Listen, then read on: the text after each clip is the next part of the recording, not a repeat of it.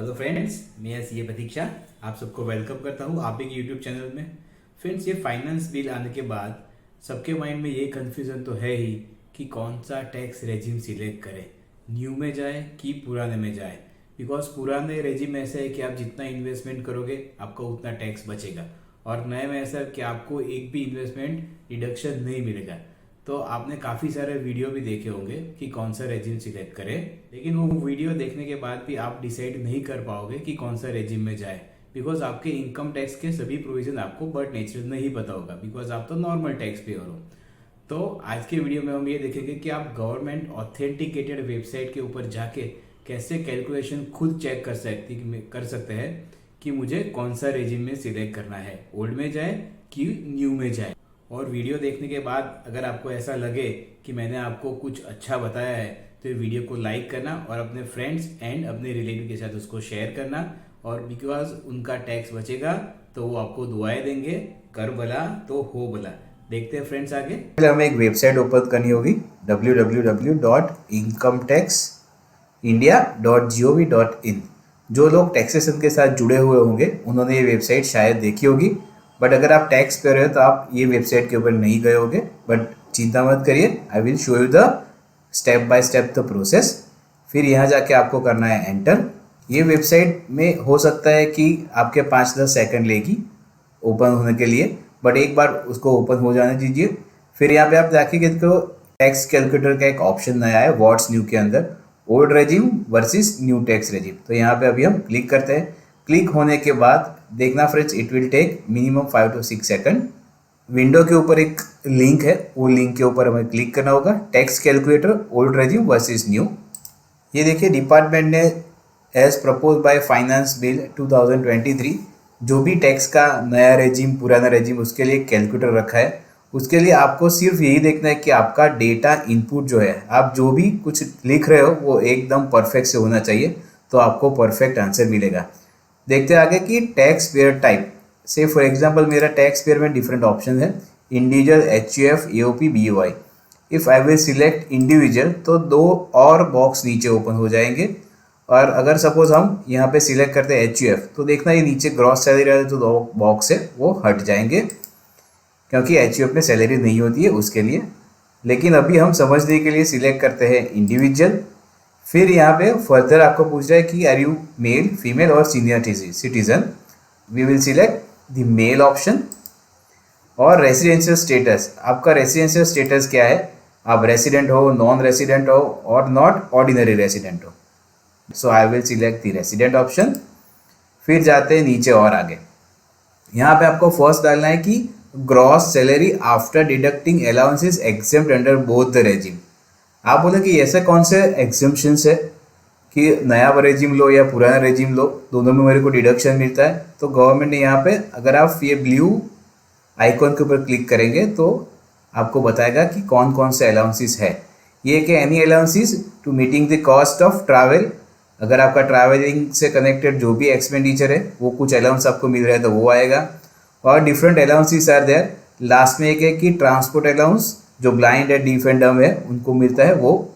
ऐसे जो अलाउंसेस है उसकी अमाउंट अपने को यहाँ पे डालनी है।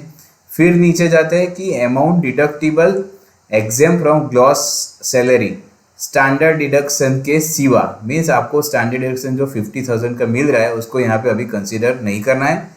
Which is not allowed in new tax regime, means नए टैक्स रेजिम में आपको कौन कौन से डिडक्शन और एग्जिम्पशन नहीं मिल रहे हैं। तो गवर्नमेंट ने उसका भी लिस्ट यहाँ पे दिया हुआ है। अगर आप यहाँ पे क्लिक करेंगे तो आपको दिखा रहा है कि अगर आपको ट्रैवल कंसेशन मिला है या आपका हाउस रेंट अलाउंस एग्जेम्प्ट है तो वो भी अमाउंट आपको यहाँ पे लिखनी है।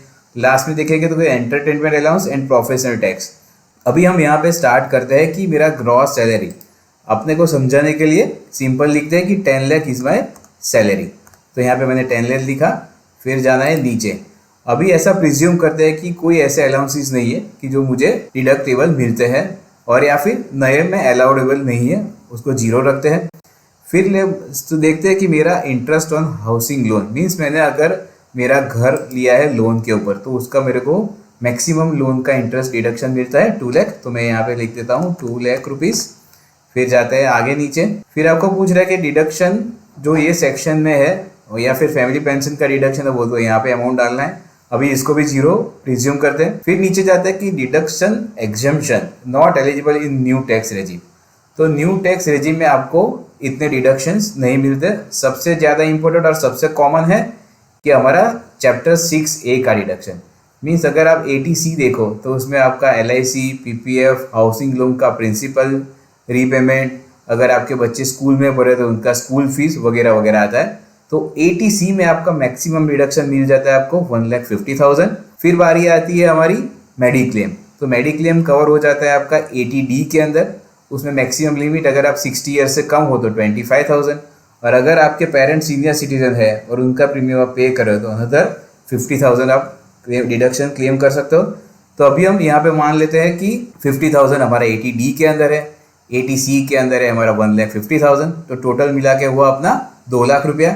और सपोज हम NPS नेशनल पेंशन स्कीम के अंदर अकाउंट ओपन करवा के उसके अंदर भी आप 50,000 तक का डिडक्शन ले सकते हैं। तो मैं यहाँ पे अभी 2,50,000 रुपये का डिडक्शन डालता हूँ, अपने को समझ में आए इसके लिए। फिर अगर आप देखें तो यहाँ पे देखिए ये कैलकुलेटर की ब्यूटी इतनी है कि अगर आपने यहाँ पे 2 लाख की जगह पे 2 लाख की जगह पे 20 लाख भी लिखा तो नीचे तो सिर्फ आपको 2 लाख तक का ही डिडक्शन मिलेगा। अभी मैं यहाँ पे उसको भी 2 लाख कर देता हूँ। तो नए टैक्स रेजिम में और पुराने रेजिम में आपका कितना इनकम हुआ? ओल्ड रेजिम में आपका इनकम दिखा रहा है 7,50,000 और नए रेजिम में आपका दिखा रहा है 9,50,000। फिर देखते हैं कि आप देखना ये कैलकुलेटर आपका पूरा टैक्स का कैलकुलेशन यहाँ पे कर देता है और आपका कितना टैक्स सेविंग हो रहा है वो भी यहाँ पे बता रहा है। वो बता रहा है कि आपका ओल्ड रेजिम के अंदर अगर आप जाओगे तो आपका 54,600 का टैक्स सेव हो जाता है। अगर यहाँ पे अगर आप ब्यूटी देखो कि से फॉर एग्जांपल आपका सैलरी 10 लाख है, बाकी सब कुछ सेम है, और अगर आपने यहाँ पे इन्वेस्टमेंट थोड़ा कम कर दिया तो यहाँ पे अपन डिडक्शन को कर देते हैं 2,45,000। 2,45,000 सिर्फ 5,000 से मैंने मेरा डिडक्शन घटा है। तो फिर देखना नीचे टैक्स में क्या इम्पेक्ट हो जाता है फ्रेंड्स। देखिए यहाँ पे आपका नए टैक्स रेजिम में टैक्स आ रहा है 54,600, 5,000 से इम्पैक्ट हुआ, लेकिन आपका टैक्स इम्पैक्ट देखिए फ्रेंड्स 14,040 रुपये से आपका टैक्स बढ़ गया। तो आपको नए साल का टैक्स प्लानिंग करने से पहले ये सब कैलकुलेटर के अंदर आप अमाउंट डाल के चेक कर लेना। फिर आता है कैसे करने का डिडक्शन एंड इन्वेस्टमेंट। अभी ये हमने देखा सैलरी वालों का। अभी लेट्स प्रिज्यूम कि कोई बिजनेस वाले हैं कि जिनको सैलरी इनकम नहीं है, तो क्या करेंगे? अभी मैं यहाँ पे सैलरी इनकम को 0 कर देता हूँ। फिर आप सोचेंगे तो फिर कहाँ पे इनकम डालना है? यहाँ पे देखिए income other than salary and special rate income means capital gain में अगर आप देखो तो नए रेजिम में जाओ कि पुराने रेजिम में, दोनों में टैक्स रेट तो सेम है, तो उसको अभी इग्नोर करते हैं। आप मान लें कि आपका बिजनेस का नेट प्रॉफिट है 15 लाख, तो मैं यहाँ पे 15 लाख डाल के चेक करते हैं कि मेरा क्या मिल रहा है और क्या हो रहा है। और लेट्स मान लेते हैं कि मेरे पास हाउसिंग लोन नहीं है, तो मैं इसको 0 कर देता हूँ। और आपका इन्वेस्टमेंट क्या था? 80C के अंदर 1,50,000, नेशनल पेंशन स्कीम के अंदर 50, तो हो गया 2 लाख, एंड मेडिक्लेम आप और आपके पेरेंट्स का दोनों का मिला के हो रहा है सपोज 75,000, तो आप यहाँ पे डिडक्शन क्लेम करते हो 2,75,000। फिर आपको क्या करना है? कुछ नहीं, फिर सब कुछ ये यूटिलिटी अपने आप ही करेगी। और देखिए नीचे आपका सब कैलकुलेशन हो गया कि आपका इनकम सही हो रहा है और अल्टीमेटली आपका टैक्स लायबिलिटी क्या आ रहा है। तो अभी ओल्ड रेजिम के अंदर आपका टैक्स लायबिलिटी आ रहा है 1,87,200 और यहाँ पे 1,56,000 मीन्स आप अगर नए में जाते हो तो आपका 31,200 रुपये का टैक्स बच जाता है। तो ये कैलकुलेटर का यूज़ करिए और मैक्सिमम आपके जो फ्रेंड्स हैं उसके साथ शेयर करिए, किसी का टैक्स बच जाता है तो it is very good for us. और अगर ये वीडियो आपको पसंद आए तो इसको लाइक करना, शेयर करना। Thank you very much, keep smiling, take care.